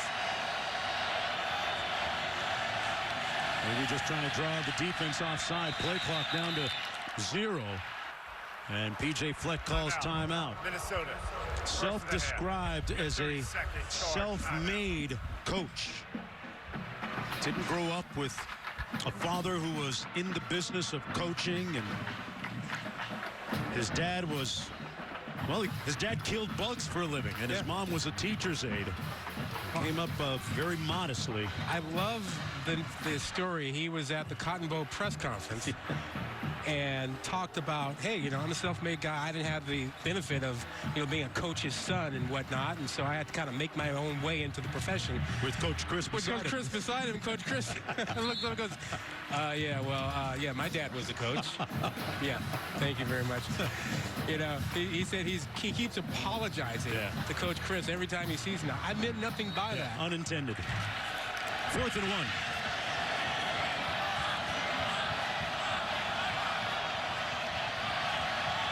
Lingen in motion, now sets. McCrary got enough for the first down, so they gamble and move the chains on fourth down. Quint. Yeah, the two coaches had a much longer discussion today pregame. Seemed like they're developing a friendly relationship on the logo before today's activities. You know, PJ, having watched him at Western Michigan, just his ability to connect with these student athletes, and he's got a vision, but now it's proven. So, you know, people who say, well, that guy's a little different. Well, it's proven what he did, and I think he's headed in the same direction here.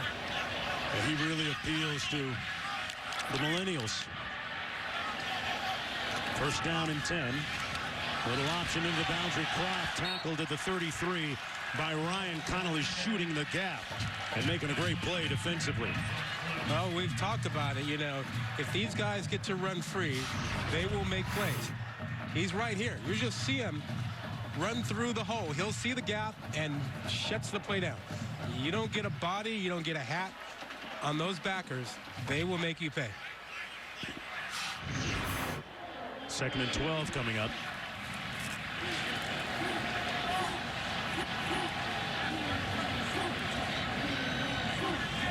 Minnesota was shut out last week against Northwestern. Trying to get on the board here against the Badgers. Croft keeps it and picks up about 3 yards. Jamerson on the stop. You know, P.J. Fleck has a great way of defining maturing. He says we have to become more mature. And last year when we had him at Western Michigan, he said maturing means doing what you have to do becomes doing what you want to do. Yeah, making that sacrifice and enjoying and appreciating the sacrifice. 3rd and 10.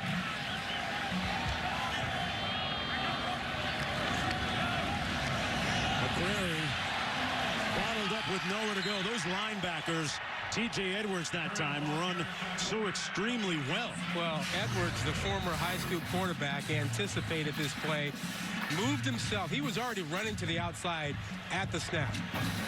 He smelled this out, makes a good tackle. They just have a number of players who know football, who anticipate, just really smart. And you take a former high school quarterback and make him the quarterback of your defense, you're in a good spot. And ironically, Edwards is a former P.J. Fleck commit when he was at Western Michigan. 40 yards on that punt. Nothing on the return, and coming up tonight on SportsCenter at 11 p.m. Eastern Time. The Canes upset. And what impact will that have on their place in the college football playoff race? Dramatic finishes with UCF and Arkansas, and the Iron Bowl one-on-one with Nick Saban. Alabama taking on Auburn right now, leading 14-13. There's a look at Edwards, who was recruited heavily by P.J. Fleck when he was at Western Michigan. As night begins to fall here in Minneapolis, here at TCF Bank Stadium. Badgers hand it off to Taylor. Getting to the edge, Jonathan Taylor with a great spin move and a first down at the 45. Calvin Swenson made the tackle, but not before Taylor picked up 15 yards. Well, he's starting to add those numbers up. He had 41 yards rushing at the half. Now he's over 40 yards rushing in this third quarter alone. And those numbers are important. Remember, he is not sitting in the great Heisman spot right now. Like, he's about 5th. He needs to move up to get to New York. Got to get on that plane and pick up a couple of more yards here. Got exactly 2 there. You know, it's interesting. I remember speaking with Barry Alvarez in the early 90s, doing a lot of Big Ten football, and said, Mark, you know, I'm going to get my linemen, I'm going to get my big, strong guys from in-state here in Wisconsin. I'm going to go to New Jersey and places like that to get some of the speed component that I need to put this program together. It's been a formula that's been extremely successful over the years, Rod. Well, it's worked, and they are committed to the big offensive linemen in the Wisconsin area, and it's a pride cultural thing, along with their walk-on program, which has worked out really, really well for them. And that's going to be the end of the first 3 quarters of play here in Minneapolis. And the battle for Paul Bunyan's axe. Will it be 14 in a row for the Badgers? Stay tuned for more from Minneapolis after this message and a word from our ABC stations. And you're watching the ABC College Football presented by Kay Jewelers, part of the Jiffy Lube Rivalry Series. Starting the 4th quarter, the Badgers with the ball, and that's Taylor on the loose. The turbo kicked in and got the Gophers.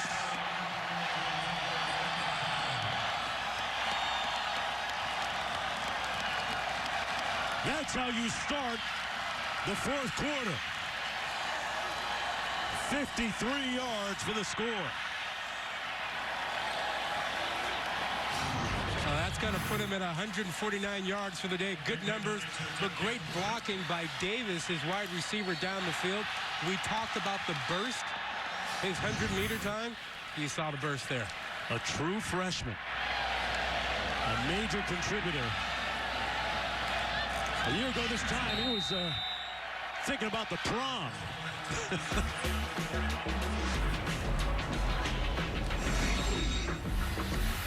And anytime the Badgers are dabbing and dabbing, it's all good.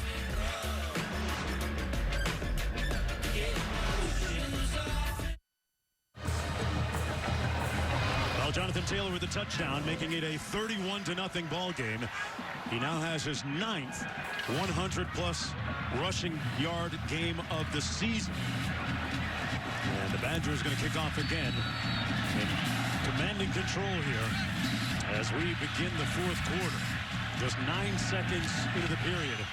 That's all it took for Taylor to score. And he continues to ascend the list and the rankings of freshman running backs and rushing leaders. That's an impressive group, Rod. Yeah, you think about a single season record. How cool would it be to be able to say 4 yards than Adrian Peterson did as a freshman? He'll get a shot next week against Ohio State. He seemed like he was bottled up early in this game and then has really broken loose.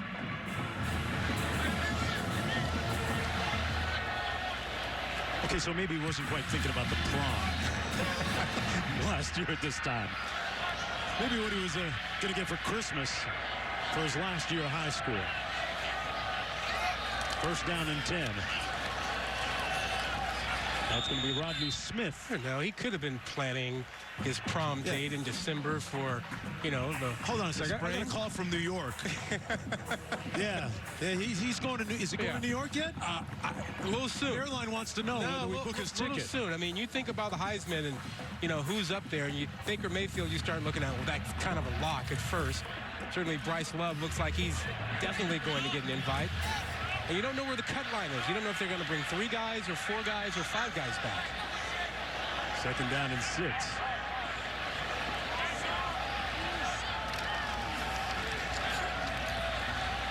That's going to be Rodney Smith again. Look at the Heisman votes. Yeah, you know, this guy looks like a lock to win it. You definitely going to be in New York. Lamar Jackson has just really blown up the last couple weeks to be in there. We're sitting at 4th right here. Now, is that enough to get you to New York? It depends on where they do the break for the voting.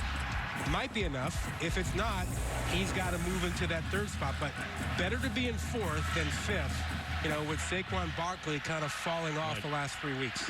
And Bryce Love expected to play today for Stanford as they take on Notre Dame. Smith with a couple-yard gain. Back to Cassidy. What's up? All right, Mark, let's get another check-in on that heavyweight battle on the Plains. And Kerryon Johnson from 1 yard out caps off a 12-play drive. Auburn back in front, 20-14 in the 3rd. Mark, Rob, back to you.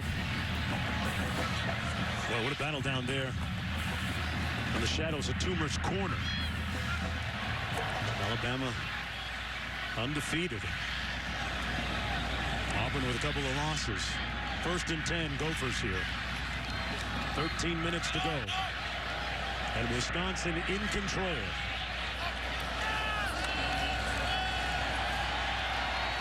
Demry Croft with nobody to throw it to, nobody close. Wozniak was the closest receiver. Rod, let me ask you this. I know it's a little bit early, but just under 13 minutes to go. 4th quarter, you're up 31-0. At what point do you start resting guys a little bit, looking forward to that game against Ohio State? Well, I think you're getting close to that point. You certainly see there's some action on the sideline there. Backup quarterback starting to warm up a little bit. So some of those guys you want to get out. But, you know, they rotate their defensive players anyway. So a lot of the second unit guys are getting reps. Yeah, and they will get reps for the rest of this quarter. Although the likelihood of a win for Minnesota doesn't look very good right now. Looking for their 6th win of the season. And bowl eligibility, that's McCrary on the run. Short gain, 3rd and 7 coming up for the Gophers. Look, they ran into a buzzsaw with this defense, and those inside linebackers we've talked about have combined for 13 tackles, 5.5 tackles for losses, 2 sacks. You don't block those guys inside. You don't put a lineman on them, they're going to wreak havoc, and Minnesota's not been able to do anything with this linebacking core today.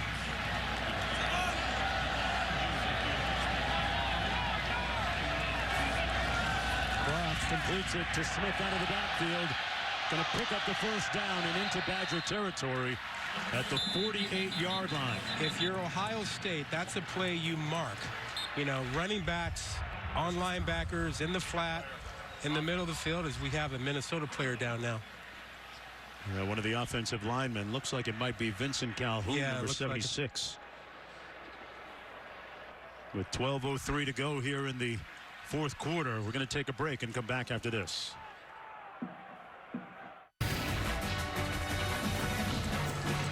Wisconsin Badgers dominating Minnesota 31-0.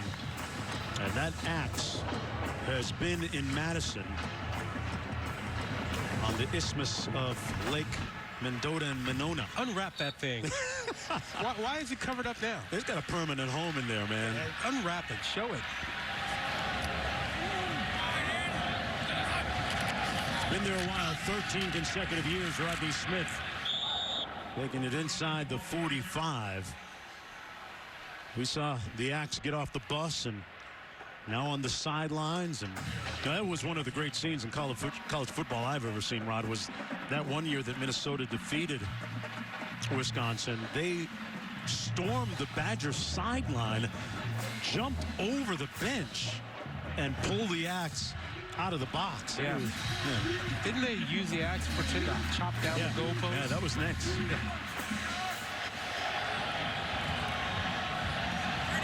But the Badgers seemingly well on their way to their 14th consecutive win against Minnesota. Smith picks up the first down. Talk about a guy that is exuding tireless effort here today. 14 yards on the gain, Q. You know, this game wasn't always about the axe. It was originally, the trophy was the slab of bacon. That's what's up. Which was an oak plaque with an M and a W on it. And depending who won, that's the way they turned it. Now, it disappeared at a certain time in 1943 after a field storming. And it went missing for 50 years. Missing, you say? Wow. Still looking for that tie-in between the trophy and bacon. Here's Smith down to the 31, well, Q. the slab was eventually found in Camp Randall Stadium. This is actually a slab of bacon, uncooked, that we're going to fry up after the game here. And because it's pork, I would take a bite of it, but because it's uncooked, that wouldn't be safe. You got to get some slab of bacon. It's in Wisconsin's facility in Camp Randall Stadium, and well, if Minnesota can elevate their program, maybe one day that slab will come back into circulation. Only if you put strips of bacon on it. Hey, Q, I want to talk to the butcher that cut that pork for you. My hand stinks like bacon now. Got any hand sanitizer? 2nd and 7. McCreary on the run with nowhere to go. A popular refrain this afternoon with respect to that Badger defense. So the slab of bacon turns into the Paul Bunyan axe. Hey, 30 years from now, Rod, who knows what it's going to be, right? Well, 30 years Keeps evolving. P.J. Fleck would like to look back and say, hey, I did over 30 years what Barry Alvarez did at Wisconsin. And he basically says he wants to model Minnesota's program after Wisconsin's, to have a culture, to have an identity, to know what they are, whether it's linemen and tight ends and fullbacks. He needs to establish that. Henry Croft stopped up, tackled by Van Ginkel behind the line of scrimmage. But P.J. Fleck told us that top 2 priorities for next season. 1, have this team mature, as you talked about, doing the things, liking to do the things that you have to do, and then getting stronger, because they had so many players injured in the spring. Everybody was rehabbing as opposed to getting stronger and bigger and faster. Emmett Carpenter coming in to attempt a field goal from 48 yards out. Missed earlier today from 46. And he's going to push this one right as well. Been a tough day for Carpenter, who has been dependable going back to last year.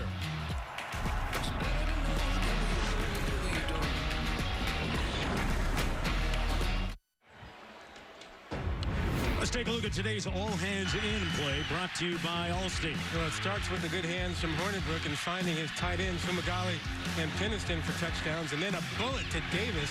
He has shown you that he's got a lot of receivers with some really good hands. Davis and Pryor have had good afternoons, and as we put a period on Alex Hornibrook's day, 15-19. Pretty efficient. We have a new quarterback in. Jack Cohn hands it off to Chris James. Cohn's a freshman out of Sayville, New York, 6'3", 202 pounds. He was a really good high school lacrosse player. Probably could have played in college. Had the opportunity, though, to play football and loves football more than lacrosse, and here he is.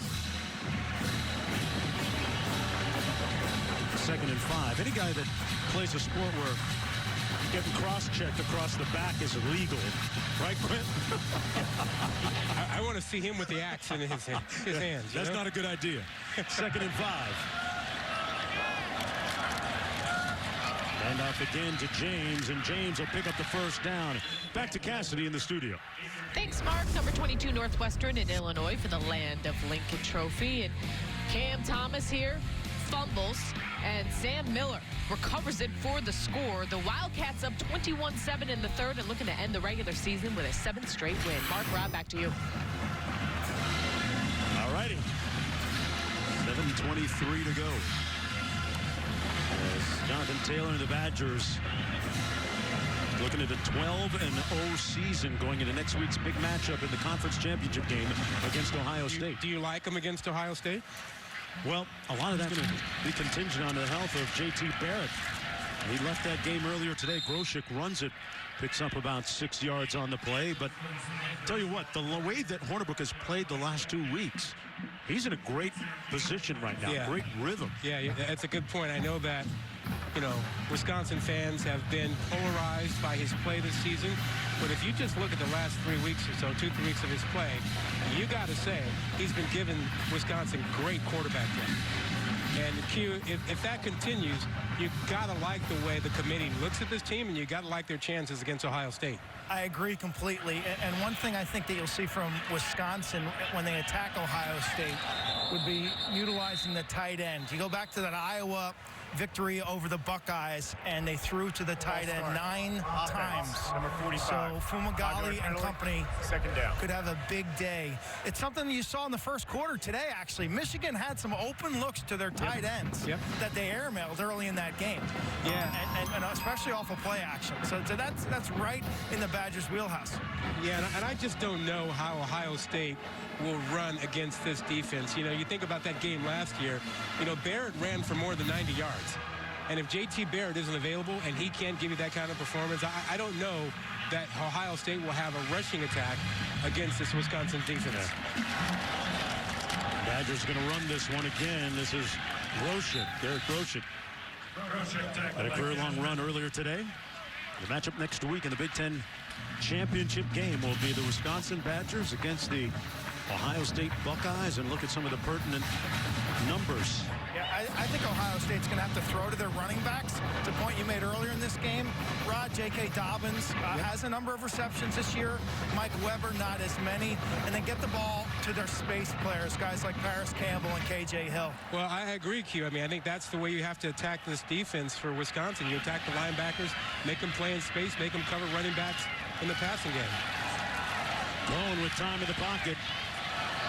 Finds his receiver, Ibrahim, out of the backfield, stopped up right around midfield, a couple yards short of the first down. Because even if J.T. Barrett is healthy, I don't believe that quarterback power, the quarterback counter game is going to work against this defense alone. The way those run too well? The way those outside linebackers shut things down and bring everything inside, the way that Edwards is free to roam, that's tough going.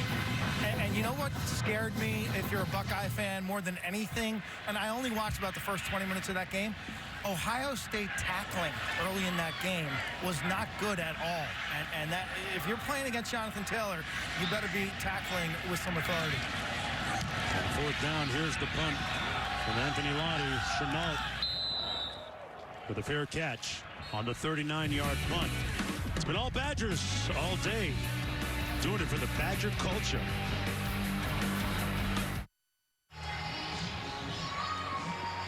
Well, the sign says it all. Just their second 12-0 season as we take a look at our Pacific Life game summary. Yeah, if you missed it, you've missed a beautiful performance by Hornibrook. 3 touchdown passes and a suffocating defense by Wisconsin today. Well, every week they seem to have a suffocating defense out there. And been that way. McCrary in the backfield gets the carry between the tackles onto the 17-yard line. Minnesota going to fall to 5-7 on the season. And there's a look at Hornibrook. His afternoon, his evening over. You know, Auburn is ahead of Alabama right now, which could create a lot of drama for Tuesday with the reveal show. And that might not be good for Wisconsin. Okay, if Alabama loses, yeah, what do you do with them? Miami is going to fall out of the top 4. Yeah, they were 2. All eyes on that show Tuesday. McCrary, another carry back to Cassidy. Yeah, back to Auburn. Bama has its work cut out for him after Jared Stidham here takes off for the 16-yard TD run. They went for 2. They didn't convert, but it's 26-14 in the 4th. Mark, Rob, back to you. Hey, the numbers on that Gus bus is starting to swell a little bit. What do you do with them? They're a 2-loss team, Rod. Although they beat number 1 if this holds down in Auburn. We've never had a 2-loss team in the playoffs. Committee would be breaking tradition by doing that, putting them in the top 4. It'd be tough to keep them out, though. They give it to McCrary again. How do you keep them out after they beat number 1 Alabama? I'm just saying that the one thing we know in the first 3 years is that 2 losses has been kind of the third rail. If you're a conference champ and you have 2 losses, the committee has not been impressed. Now, will they break that this year? If it's an SEC champ like Auburn, possibly. But you think about Tuesday, if Alabama loses, what do you do with Alabama? How far do you drop them? What do you do with Auburn? How far do you move them up? What do you do with Wisconsin? Do you move them up? Georgia. How far do you drop Miami? Yeah. A lot of moving parts. All those questions answered on Tuesday. 4th down and 2 for the Gophers. With 2.5 minutes to go in the football game. 127th edition has been all Wisconsin. Coming up later on ESPN, 3rd-ranked Clemson taking on number 24 South Carolina in Columbia. Tigers looking to avoid the upset, keep their college football playoff hopes alive as they look to repeat as national champs, by the way. You can also see it on the ESPN app, and down on the sidelines, the axe just came out. Oh, boy, that is a big axe. Wow. Hey, no, you got it. Looked like they shined it up before they put it in the case.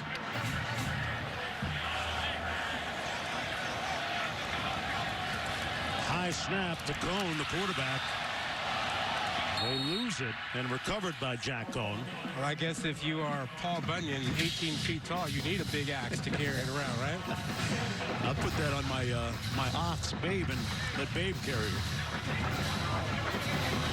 Look at all the results from previous years. There have been so many classic finishes in this rivalry, albeit this year not one of them. That's a pretty cool looking axe, though. It is. That's a cool trophy. Big Ten Conference has some really great rivalry games and trophy games. The old Oaken Bucket, one of my favorites. I did that game when Mike Allstott was still playing for Purdue. Floyd of Rosedale, the pig. There's your bacon. Yeah, Floyd wouldn't have liked seeing that slab of bacon that Q had on the sidelines as James gets another carry for the Badgers. 1:30 to go in the ball game. We have a player down for the Gophers. This is senior day for Minnesota. 16 seniors playing their final game. It's Kamal Martin who's down for Minnesota. Yeah, 6'3" sophomore from Burnsville, Minnesota.